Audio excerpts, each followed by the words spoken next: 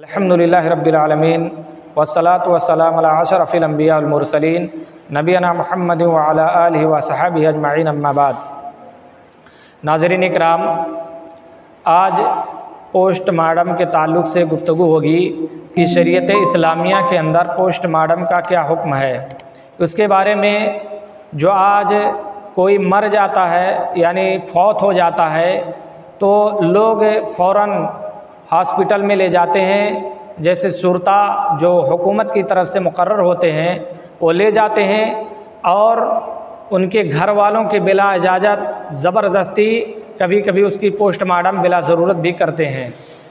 حالانکہ اس طرح سے بلا ضرورت پوسٹ مارٹم کرنا اور ان کے اعضاء کو نکالنا اس طرح سے جائز اور درست نہیں ہے، اور پوسٹ مارٹم بعض اوقات اس لیے کیے جاتے ہیں کہ موت کے ثبوت کے لیے پوسٹ مارٹم کرتے ہیں۔ تو اس طرح سے پوسٹ مارٹم اگر موت کا سبب جاننے کے لیے اگر کیا جاتا ہے تو اس طرح سے جائز اور درست ہے، تاکہ قاتل کا جو ہے اس کا پتہ لگایا جا سکے کہ اور موت کا سبب کا پتہ چلے۔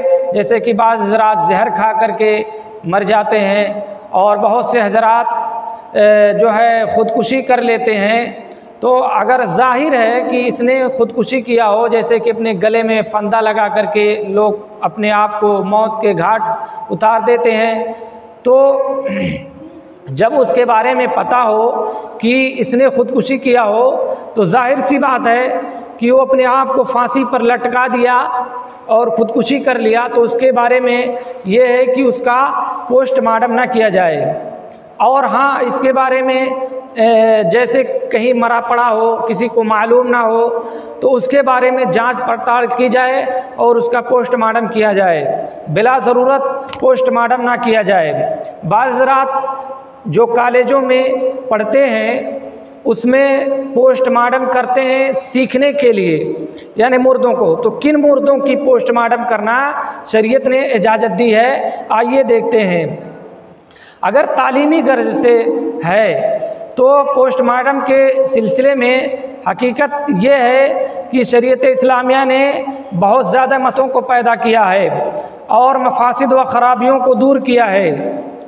دو ضرر رساں چیزوں میں سے زیادہ نقصان دہ چیز سے بچنے کے لیے کم نقصان دہ چیز کو اختیار کیا ہے، اور جب بھی مصلحتوں کا آپس میں تعارض اور ٹکراؤ ہو تو شریعت نے اس میں راجح کو اختیار کیا ہے۔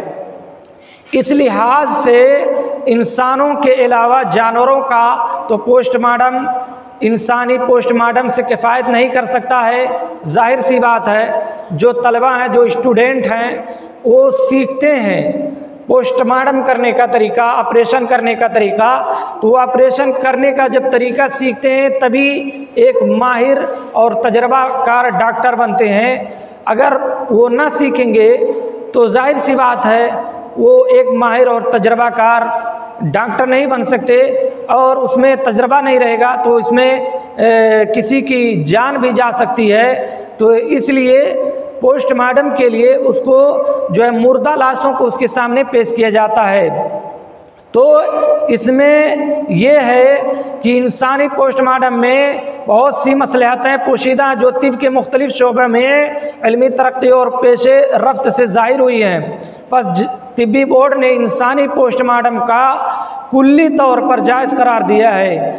البتہ اس میں ایک پہلو غور طلب یہ ہے کہ شریعت اسلامیہ نے مردہ مسلمان کی حرمت و عزت کو زندہ شخص کی عزت کی طرح شمار کیا ہے، یعنی اگر یہ مردہ مومن شخص ہے تو اس کو زندہ شخص کے مترادف قرار دیا گیا ہے، جیسا کہ امام احمد، امام ابو داؤد، امام ابن ماجہ نے حضرت عائشہ رضی اللہ تعالیٰ عنہ سے یہ روایت نقل کی ہے کہ بلا شبہ نبی کریم صلی اللہ علیہ وسلم نے فرمایا، کسر عظم المیت ککسرہ حیا، کہ مردہ کی ہڈی توڑنا زندہ کی ہڈی توڑنے کے مترادف ہے۔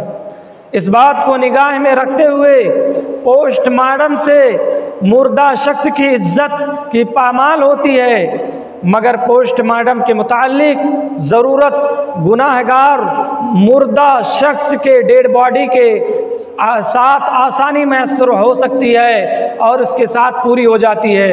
मसलन अगर कोई शख्स गुनहगार है, बदकार है या और कोई ऐसा शख्स है फाजिर और फासिक है, तो उसके मुर्दा जिस्म के लाश को उसके साथ पोस्टमार्टम किया जाए, वरना मुसलमान की पोस्टमार्टम उसके जिस्म को चीरना, उसका ऑपरेशन करना बिला ज़रूरत ये जायज़ नहीं है। हाँ, मौत का पता लगाने के लिए, मौत का सबब जानने के लिए पोस्टमार्टम किया जाता है। मसलन किसी ने किसी को कत्ल किया हो या किसी को जहर खिला दिया हो, तो उसकी जांच पड़ताल के लिए लोग ले जाते हैं हॉस्पिटल में और उसकी ऑपरेशन करते हैं और मशीनों के ज़रिए से उसकी जांच पड़ताल करते हैं। लेकिन बसा औकात ऐसा भी होता है कि लोग उनके जिस्म को बिला वजह ऑपरेशन करते हैं, बिला वजह पोस्टमार्टम करते हैं और उनके जिस्म के आज़ा को निकाल लेते हैं। लेकिन ये जिस्म के आज़ा को निकालना शरीयत इस्लामिया ने इजाज़त नहीं दी है। हाँ, निकाले, लेकिन उसको अगर बिला वजह है तो किसी ज़रूरतमंद शख्स के जिस्म में लगा सकते हैं। लेकिन आज ये हॉस्पिटल में, बड़े बड़े हॉस्पिटलों में ये होता है, जैसे मसलन किडनी हुआ और ये ऐसे जो जिस्म का इम्पॉर्टेंट चीज़ है, आज़ा है, उसको निकाल करके जिसके जिस्म से, यानी किसी की किडनी खराब हो गई, अब उसके किडनी में ये मैच कर रहा हो किसी की किडनी, तो उसमें वो फ़रोख्त करते हैं और काफ़ी रुपया भारी भरकम पैसा लेते हैं। लेकिन शरीयत इस्लामिया ने इसकी इजाज़त नहीं दी है। हाँ, उसको फ्री में मुहैया किया जाए। और इसी तरह से ये ब्लड लोग बेचते हैं, फ़रोख्त करते हैं, अपने जिस्म से खून निकलवा करके लोग फ़रोख्त करते हैं। हालांकि अल्लाह के नबी सल्लल्लाहु अलैहि वसल्लम ने एक दूसरी रिवायत के अंदर मना किया है। शरीयत इस्लामिया ने ब्लड को फ़रोख्त करने से मना किया है। हाँ, किसी को सदक़े में आप दे सकते हैं। मसलन किसी की जान जाने वाली हो और आपके खून का, ब्लड का वो मोहताज हो, तो आप अपने जिस्म से ब्लड को निकाल करके, खून को निकाल करके फ्री में उसको दीजिए।